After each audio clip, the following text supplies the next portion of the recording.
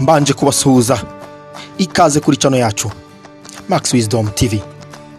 Muri iki gihe abantu bugarijwe n'indwara zitandukanye nyinshi ziterwa n'ibyo kurya byaciye mu nganda bamwe bakoresha umunsi ku munsi, imirasire yangiza umubiri, imyuka yo mu nganda, imiti myinshi ya kizungu, binini cyangwa indi miti yo kwa muganga.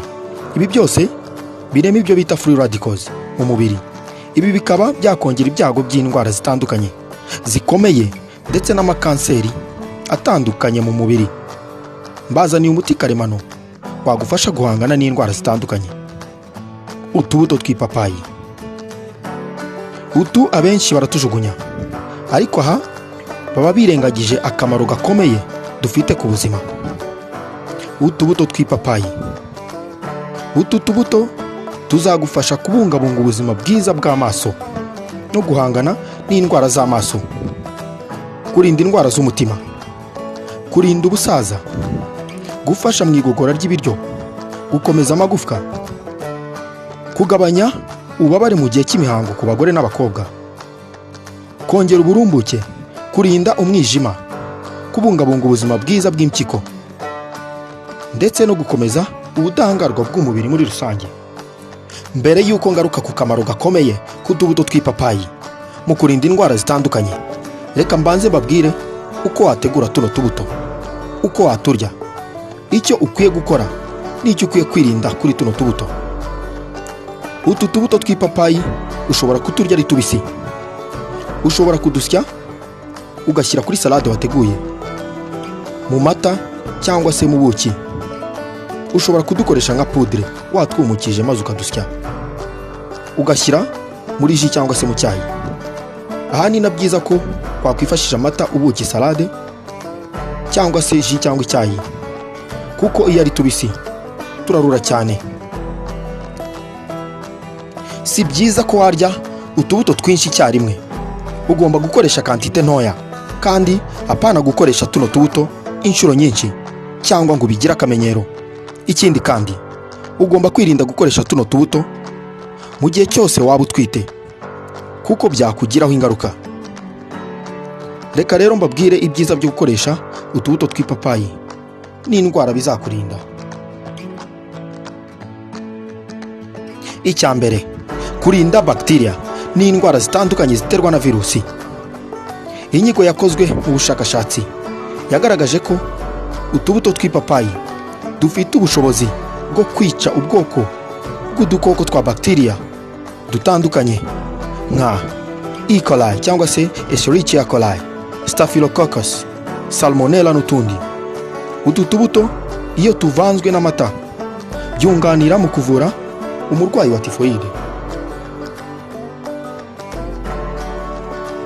Icya kabiri, kurwanya kanseri. Utubuto tw'ipapayi dukungahaye mu antioxidant azwiho kurwanya kwirema kw'amacells cyangwa se ingirangingo zitanga kanseri mu mubiri, carcinogenic cells. Ni byiza rero ko wakoresha utubuto tw'ipapayi nibura rimwe mu cyumweru ku mafunguro yawe, bityo bizagufasha kurwanya kanseri.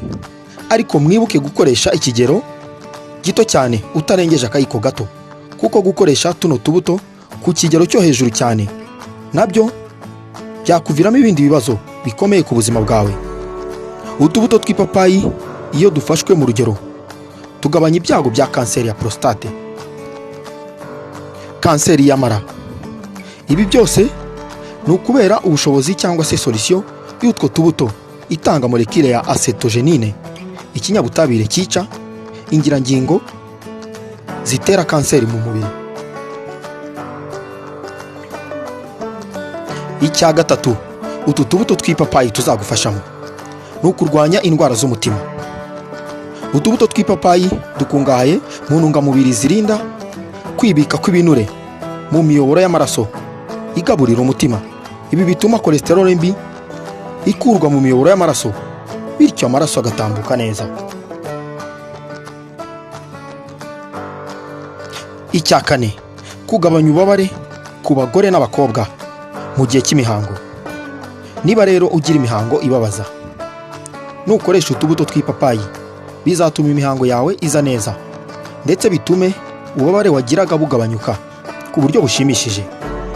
Aha bizagusaba gukoresha akayiko gato kuzuye utubuto tw'ipapayi, wifashisha amata cyangwa se ubuki, udusye udushyiremo. Ibi uzabikore ari ku manywa, bizagufasha kuringaniza ukwezi kwawe. Ikindi kandi, utubuto tw'ipapayi twongera ubushyuhe bw'umubiri. Ibi bizagufasha nabyo kuko umubiri wawe muri kino gihe uzarekura umusemburo wa estrogene. Ibi rero nibyo bizatuma imihango yawe iza mu buryo bwiza busanzwe kandi butaguteye ububabare. Icya gatanu, gufasha mu igogora ry'ibiryo. Kurya utubuto tw'ipapayi bizagufasha mu gihe cy'igogora ry'ibiryo kubera enzyme ya papain dusanga muri utu tubuto. Iyi enzyme kandi izafasha mu igogora rya proteine umubiri uba wakiriye mu bwoko bw'ibiryo butandukanye.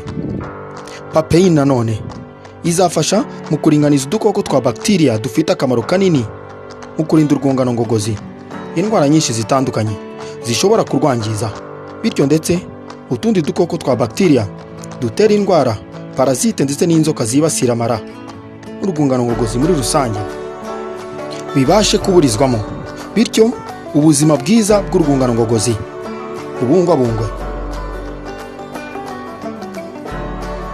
Icya gatandatu, gukomeza amagufwa.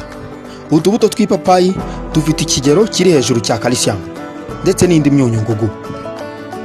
Utu tubuto ku bw'iyi mpamvu dushobora gufasha mu kuvura indwara zibasira amagufwa zitandukanye cyane mu ngingo. Izi ndwara twavugamo nka rheumatoid arthritis ndetse na osteoarthritis. Utu tubuto tukaba duhabwa abana bafite ibibazo byo kubura calcium ihagije ndetse mu rwego rwo kubafasha mu mikurire myiza y'amagufwa ndetse no gutuma akomera. Ibi ni bimwe mu byo nabakusanyirije ku kamaro k'utubuto tw'ipapayi n'ipapayi muri rusange. Kuri wowe utarakora subscribe, iki ni cyo gihe ngo amasomo akurikira azakugereho. Murakoze.